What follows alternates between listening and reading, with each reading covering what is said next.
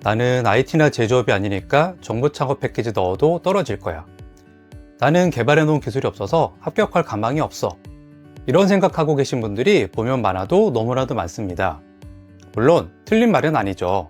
근데 조금만 자세히 들여다보면 안 보였던 또 다른 기회들도 있거든요. 그래서 오늘은 이런 분들의 생각을 확 바꿔드릴 변리사 겸 현재도 정부지원금 심사위원으로 활동하고 계신 전문가분이 짚어주는 정말 중요한 3가지 내용을 소개해드리려고 합니다. 이번 영상이 끝날 때쯤이면 과일 도소매업, 동네 학원 업종, 심지어 정부지원금 제외 업종인 건설 분야 등등 불가능해 보였지만 실제로 합격했던 비결을 여러분도 알게 되실 겁니다. 게다가 특허만 있으면 은행에서 아주 저금리로 사업자금을 대출받을 수 있다는 어디서도 들어오지 못한 아주 귀한 꿀정보까지 알려주실 거니까요. 오늘 영상은 단 1초도 놓치지 말고 집중해서 봐주세요. 그럼 시작합니다. 지금부터 보실 내용은 지난 10월에 진행했던 2026년 정부 창업 지원 패키지 가산점을 부르는 특허 전략, 특강의 주요 내용을 편집한 영상입니다. 제가 운영하고 있는 창업 관련 자료 단톡방에서는 매달 창업 관련 분야의 전문가분들을 모시고 무료 온라인 특강을 진행하고 있는데요. 이날은 상상특허 법률사무소의 파트너 변리사 겸 현재도 정부지원금 심사위원으로 활동하고 계신 이용성 변리사님이 귀한 얘기들 많이 들려주셨습니다. 이날 특강에서 가장 중요한 내용은 크게 보면 3가지였는데요. 그 중에서 특히 우리의 편견과 다르게 IT나 제조업이 아니라고 해서 기회가 전혀 없는 것은 아니다. 오히려 생각지도 못한 의외의 기회가 있다는 정말 솔깃한 얘기를 해주셨거든요. 자, 과연 어떤 얘기인지 한번 들어볼까요? 여기 계신 분들 중에 이 가운데에 제가 표시해 놓은 서비스, 도소매, 교육, 엔터, 음식점이나 건설에 해당되시는 분들도 굉장히 많으실 겁니다. 이제 그런 분들 입장에서는 제 얘기를 듣다 보면 나는 제조랑 IT는 아닌데 그럼 나보고 하지 말라는 건가? 이렇게 생각할 수도 있는데 조금 더 현실적인 얘기를 드자면은 나라에서 제조랑 IT를 이제 밀어주고 싶은 거랑은 별개로 제조랑 IT 기업들이 정작 정부 지원 사업에 안 들어와요. 이 2가지가 있는데 제조랑 IT 기업분들은 자기들의 제품 그리고 소프트웨어 개발하는 데 정신이 팔려가지고 초반에 이제 이런 정부 지원 사업 신경 안 쓰시다가 나중 가서 R&D를 하시거든요. 그렇다 보니까 창업 패키지 시장에서 의외로 제조업이랑 IT 업종이 생각보다 많이 안 들어오는 것도 있고요. 또 하나는 우리나라의 대기업들도 사실 이제 좀 중소기업들, 창업기업, 스타트업 기업들한테 이런저런 계약과 벤더 계약, 도움을 주고 있는데 제조랑 IT는 사실 그쪽에도 기회가 많다 보니까 오히려 정부 지원 사업에 제조업, IT 기업들이 생각보다는 많이 안 들어왔던 현실이 좀 있어요. 그렇다 보니까 그 기회를 오히려 다른 업종, 서비스, 도소매, 교육, 엔터, 음식점, 건설업이 차지할 수 있었던 거죠. 이게 무슨 얘기냐면 앞에 조금 보여드린 것처럼 정부 예산은 얼마 쓰겠다라고 정해져서 내려와요. 그러면은 각 부처는 죽이 됐든 밥이 됐든 저 돈을 써야 돼요. 그런데 이제 제 조금 돈 주고 싶은 제조랑 IT로 안 차네? 그러면은 남은 돈이 못 쓰긴 했지만 아쉽네요. 그냥 끝 이러진 않습니다. 토해내야 하는 거를 이제 정부에서 좀 일하신 분들은 알겠지만 굉장히 싫어하더라고요. 그래서 어떻게든 쓰기 때문에 가운데 하늘색 업종에 계신 분들도 그 기회를 잡을 수 있고 실제로 창업 패키지에서는 오히려 이쪽 업종이 더 많아요. 합격자들 보면은. 물론 약학 바이오 쪽은 조금 아무래도 이제 거기는 박사님들이 많다 보니까 좀 다를 수 있긴 하지만 다른 분야에서는 확실히 하늘색 업종도 기회를 많이 차지를 하고 있다라는 부분을 말씀드리고 싶은데 대신 그렇다고 우리 순수 서비스, 순수 도소매, 순수 교육업이야 이렇게 들어가서는 또 안 되세요. 왜냐면 어쨌든 이제 정부에서는 명분이라는 게 필요하고 제조랑 IT를 제일 선호하기 때문에 설사 내가 그냥 일반 도소매업이라 하더라도 앞에서 보여드린 그런 이제 과일 플랫폼처럼 우리가 그냥 과일 떼다 과일 파는 것이 아니라 ICT 기업이에요. 우리 특허 기업이고 유통, 관리 모든 거를 다 특허 기술로 하고 있어요. 이런 식으로 좀 차별화를 둬야지 이용성 변호사가 하늘색에 표시된 업종들도 다 선정될 수 있다고 했는데 라고 하셔서 아무것도 준비 안 하시면은 심사위원분들로 하여금 굉장히 편한 기업이 되는 거예요. 즉 그냥 점수 낮게 줘도 명분이 너무 명백한 기업으로 끝나버리는 거기에 혹시라도 여기 계신 분들이 하늘색에 해당되시는 분들이라고 하면은 제조 또는 IT에 가깝게 포장을 할 필요가 있는 거죠. 근데 이날 특강에서 많은 분들이 가장 솔깃했던 내용이 하나 있는데요. 바로 지금부터 소개해드릴 이야기가 되겠습니다. 그건 바로 특허를 받으면 이 특허를 담보로 은행에서 아주 저금리로 대출, 그것도 억 단위의 사업 자금을 대출받을 수 있다는 점이었는데요. 이 내용은 사실 저도 처음 듣는 얘기라 많이 놀랐습니다. 그럼 이게 무슨 얘기인지 한번 들어볼까요? 제가 아까 말씀드린 특허가 있으면 담보대출 가능하다고 말씀드렸잖아요. 여기 규모가 10조 정도인데 오른쪽에 보시면은 특허를 가지고 담보대출 받았다, 투자를 받았다, 보증을 받았다는 사례들이 쭉 기재가 되어 있습니다. 뿐만 아니라 그 규모가 2배 이상 커질 거예요. 왜냐?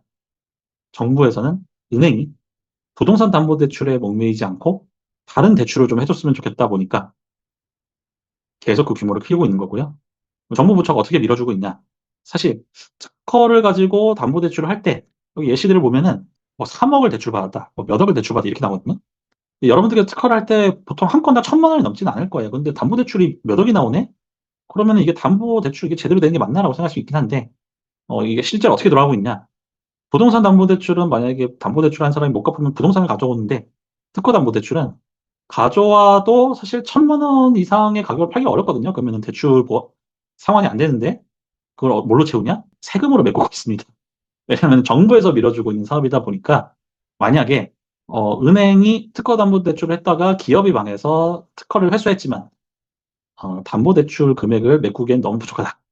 그러면은 뭐 정부 지원금이긴 하지만 사실 여러분들의 소중한 세금으로 돌아가고 있는 거거든요. 그렇기 때문에 여러분들께서는 이제 여태까지 그리고 앞으로도 수많은 세금들을 내실 텐데 그걸로 돌아가는 정부 지원 사업 그리고 이런 특허 담보 대출 이용 안 하시면은 세금만 엄청 내고 그거에 따른 혜택을 하나도 못 누리시는 거잖아요. 그러면 억울해질 수 있으니까 여러분들도 그에 맞는 상응하는 혜택을 누리실 수 있도록 특허를 내셔가지고 정부 지원금도 받고 담보 대출도 하셔서 내가 억울하지 않게 사업을 준비하실 필요가 있을 것 같아서 이 부분을 좀 한번 말씀드렸습니다.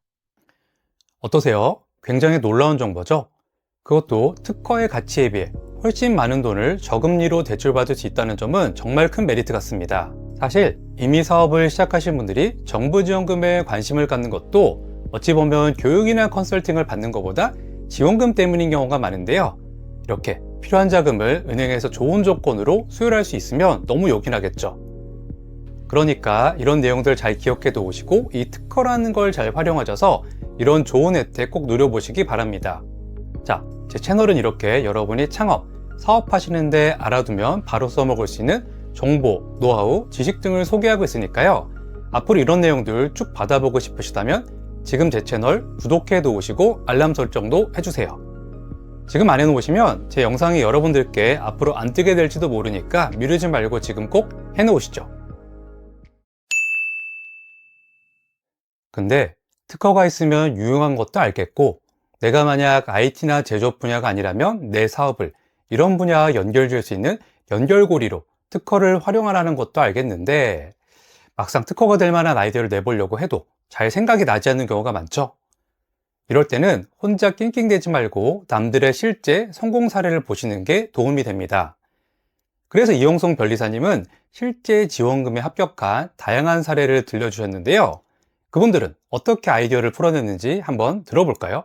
여러분들께서 만약에 서비스, 도소매, 교육, 뭐 음식점 이쪽 일을 하시면은 그냥 어필을 하시는 것이 아니라 특허를 기반으로 우리가 기존에 없었던 새로운 사업을 하는 거야.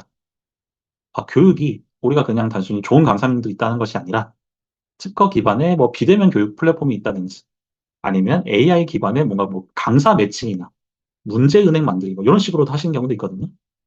아니면은 음식점 같은 경우는 요즘 그 이제 제조 쪽으로 많이 포장을 하셔서 이제 밀키트 같은 경우, 밀키트 같은 걸로 조금 이제 차별화를 하셔가지고 정부 지원 사업 혜택 받으시기도 하고, 건설 같은 경우도 사실 순수 건설은 사실 정부에서 도와줄 명분이 없는 게 아니라 하면 안 돼요, 원래는. 왜냐면 사실 지금 우리나라에서는 부동산 가격 잡으려고 하는데 정부 부처에서 뭐 건설하는 회사한테 돈을 뭐 몇 억을 지원해줬다? 그럼 바로 난리 납니다.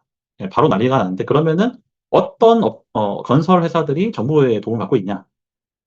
뭐 인부 관리나 아니면은 그 이제 건설 관련 입찰 이런 것들을 조금 이제 IT 기술 기반의 뭐 소프트웨어나 어플리케이션 기반의 관리를 한다라는 차별화를 둔다든지 아니면 이제 건설 현장에서 워낙 이제 사고가 인명 피해가 많이 발생하는데 그거를 방어하기 위한 이제 안전 장치, 뭐 센싱 수단, 뭐 그거에 대한 모니터링 장치 뭐 이런 식으로 사업하시는 분들은 건설과 좀 관련되셔도 정부 지원 사업의 혜택을 받은 케이스가 많이 있습니다. 그러니까 이런 식으로 하늘색에 계신 여러분들께서는 특허를 기반으로 우리가 사업이 단순 사업이 아니라 기술력이 있는 사업이다라고 포장할 수 있으면 정부에서 좋아하는 제조 IT 기업으로서 정부 지원 사업 평가를 받을 수 있다는 부분을 말씀을 드리는 거예요. 어떠세요? 들어보니까 확실히 이런 식으로 내 사업의 일부 내용을 IT 혹은 제조와 연결하면 되는구나 싶은 힌트들이 있죠. 그러니까 여러분도 무턱대고 에이 내 사업은 그런 거 안 돼 하고 지레 포기하지 마시고요. 변리사님이 들려주신 사례들처럼 내 사업의 아주 작은 일부라도 IT 혹은 제조와 연결될 수 있는 연결고리를 꼭 한번 고민해 보시기 바랍니다. 자, 근데 문제는 아무리 이런 아이디어를 낸다고 해도 모든 아이디어가 특허로 등록되는 건 아니잖아요. 그래서 이런 것도 특허가 되려나? 혹은 이렇게 두루뭉실한 아이디어만 가지고도 특허를 낼 수 있을까? 어떻게 해야 되지? 막막하신 분들 많으실 거예요. 대부분의 분들이요. 그럴 때는 이렇게 한번 해보자고 변리사님은 조언을 주셨습니다. 그러면 특허를 받으라고 자꾸 이제 이용석 변호사가 강조를 하는데 얘가 당장 특허를 받을 만한 아이템이 없다라고 하시는 분들한테는 조금 이제 가이드를 드리는 게 내가 실제 하고 있는 왼쪽의 비즈니스, 즉 사업 A가 당장 특허를 받을 만한 정도의 내용이 아니라 하더라도 거기다가 약간의 이제 첨가를 하셔서 이제 아이디어 개발을 한다든지 아니면 저희 같은 이제 변리사의 도움을 받는다든지 하셔가지고 추가적인 특징을 B로서 만들어가지고 A 플러스 B로서 특허를 제출하면 등록을 받을 수가 있거든요. 이게 간혹 특허를 내는 거는 실제로 내가 제품이 나왔거나 실제로 하고 있는 내용에 대해서만 할 수 있는 거 아닌가요? 라고 생각하시는 경우가 있는데 그거는 좀 선입견이고요. 특허는 내가 당장 개발이 완료된 게 아니라 하더라도 개발 완료 예정이거나 아니면 일단 아이디어만 갖춰져 있다라고 하더라도 그게 좀 이제 구체화돼 있다라고 하면은 충분히 특허 등록이 가능합니다. 그렇기에 여러분들께서 갖고 계신 비즈니스 모델을 가지고 만약에 저를 찾아와 주시면은 제가 이제 가운데 B에 해당되는 기술적인 특징을 보완을 해드려서 특허 등록을 충분히 해드릴 수 있는 거예요. 와, 특허라는 게 실제로 만들어 놓은 기술이나 제품이 없어도 일단 어느 정도 구체화된 아이디어만으로도 등록을 노려볼 수 있다는 거. 이게 참 좋은 것 같아요. 사실 아무리 예창패 같은 예비 창업자를 대상으로 하는 지원 사업도 요즘에는 어느 정도 구체화된 제품이나 서비스가 없으면 붙기가 어렵잖아요. 그런데 이렇게 특허를 활용하면 아이디어 단계의 것들도 심사에서 플러스가 될 수 있으니까 정보 창업 패키지 도전하실 분들은 이런 특허의 도움을 꼭 잘 활용해 보시면 좋겠습니다. 오늘 특강에서 이용성 변리사님이 들려주신 특허를 활용하는 꿀팁 3가지는 정리하자면 다음과 같습니다. 그리고 이용성 변리사님은 감사하게도 저희 구독자님들은 특허 관련 도움이나 상담이 필요할 때 언제든지 편하게 연락을 달라고 하셨어요. 제가 이 영상의 설명글에 변리사님 연락처 남겨놓을 테니까요. 나도 특허 활용해서 지원금에서 가산점도 받고 나중에 담보대출도 노려보겠다 하는 분들은 꼭 한번 연락해 보셔서 전문가분의 도움 받아보시기 바랍니다. 오늘 영상 어떠셨나요? 전 이렇게 매달 창업에 도움되는 다양한 분야의 전문가분들을 모시고 무료 특강을 진행하고 있으니까요. 이런 무료 특강도 듣고 여러 가지 자료와 정보 얻고 싶은 분들은 제가 운영하는 무료 단톡방에 들어오셔도 좋을 것 같습니다. 들어오실 분들은 고정 댓글에 있는 단톡방 링크를 확인해 보세요. 그럼 저는 더 좋은 영상으로 다시 찾아뵙겠습니다.